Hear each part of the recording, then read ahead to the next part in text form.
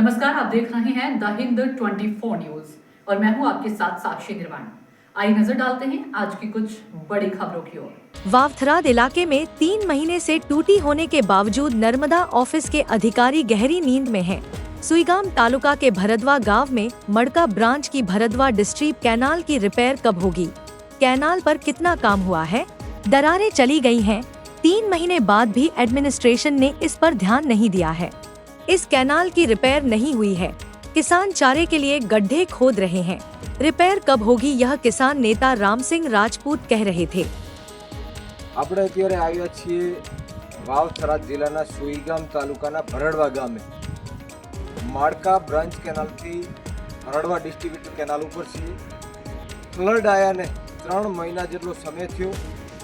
આ નવી બેનાલી કેનાલના ખોતરા નીકળી ગયા અને હજુ સુધી 3 મહિના જેટલો સમય વીતવા છતાંય આ કેનાલનું રિપેરિંગ કામ નથી થયું।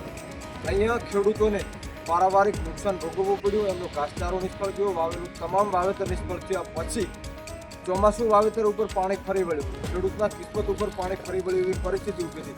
જ્યારે રવિ સિઝનનું વાવેતર કરવાનું હોય ત્યારે 11મા મહિનાની 1લી તારીખથી વાવેતર ચાલુ થતું હોય, પરંતુ 11મો મહિનો આખો જતો રહ્યો।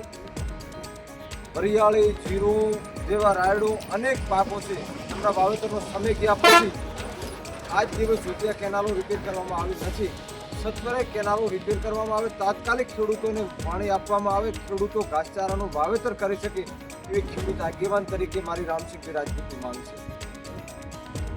देखते रहिए द हिंद 24 न्यूज।